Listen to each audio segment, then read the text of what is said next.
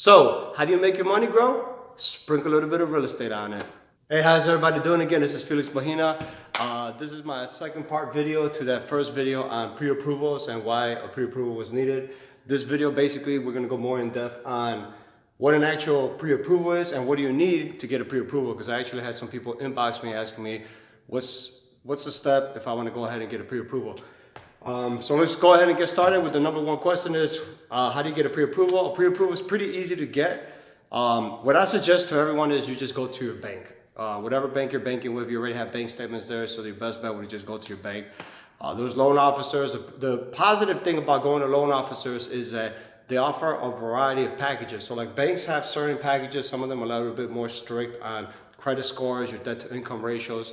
So a loan officer has the ability to have several different packages, including FHA, rehab loans, and they're able to be more flexible on your credit score and your debt to income ratios.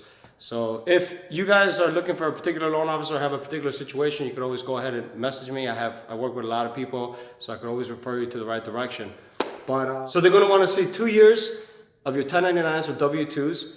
And since we're in February right now, they're going to want to see 2019. So 2018 and 2017 will not work. They're going to want you to come in with 2019. So you're going to try to get that situated if you're trying to get a pre-approval for springtime. So they're going to need that. They're going to need 30 days worth of pay stubs. So if you get paid bi-weekly, you need to bring 2 pay stubs. You get paid weekly, you need to bring 4 pay stubs, the most recent ones, and 2 months worth of bank statements.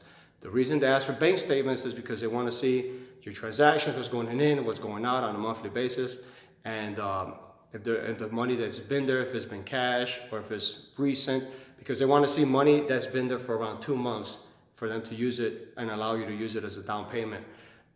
There's been situations where someone, had a gift from an uncle or a mom or a dad saying, hey, here's some whatever X amount of money for you to use for your down payment.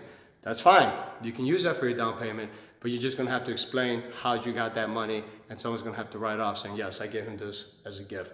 So not that big of a deal, but those are the main things that they look for. And the last thing is they're going to want you to sign off on a letter saying that they're going to run your credit. And your credit score is ran in the beginning, during, and they also run your credit score a couple of days before your closing, just to make sure that nothing was put into your credit that wasn't expected. So I've seen that where someone will go out and order a bunch of furniture, put it on a credit card 3 days before closing, they run the credit score, and all of a sudden the debt to income ratio isn't there anymore and they can't get the loan. So just make sure you're aware of that. Once you're going through this process of buying a house, do not get in any debt, because it will throw your numbers off, and it could basically lead you to not being able to purchase that property. All right, so now let's get to the actual pre-approval letter and the scenarios that I wanted to explain to you guys. So usually the way a pre-approval works is they'll tell you, oh, you qualify for, let's say, in this example that we're using, we're going to say it's $200,000, right? That you're approved for a $200,000 house. Most pre-approvals give you a tax range, let's say around $4,500 as an example. Now, the way they figure this out is based on your monthly income, right? So they figure out what you're making a month, and then from that monthly income, they'll take between 40 to 50% of what you're making. Now, 50% is very high. That's a pretty tight debt to income ratio, and most banks and most loan officers don't go that high. It's usually between 40 and 45% is what they allow you to use for your payment. 40 to 45% of your monthly income that's not used up for other payments. So they'll figure a number out. So they say in this particular situation, they're like, okay, individual X is qualified for $1,300 on a monthly payment. So from there, they're able to generate numbers to figure out what your mortgage payment is going to be. So all these numbers, I use a mortgage calculator, so they're pretty on the spot. Obviously, they might be a little bit off, but this is just for the scenario.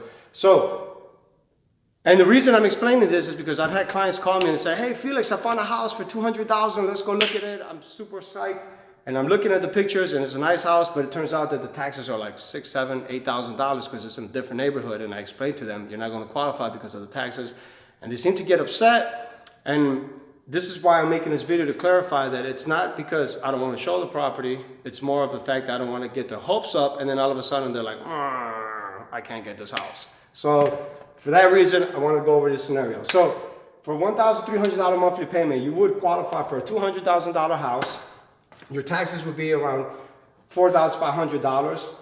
It'll be a 30-year. You could obviously get a 15-year, but when you get a 15-year, your monthly payment's a little bit higher, but you pay your house faster. But that'll be another video to talk about. Interest rate at 3.5%, you will have a monthly payment of around $1,273, which is right at $1,300 and under, so you would definitely qualify for this house. So now, let's look at another scenario. Exact same price, $200,000. The only difference is that the taxes are a little bit higher, $5,500 a year. Sounds, it's $1,000, doesn't sound like much, but on a 30-year with the exact same interest rate, you're looking at $1,356. Now that's over your $1,300 allowable monthly payment.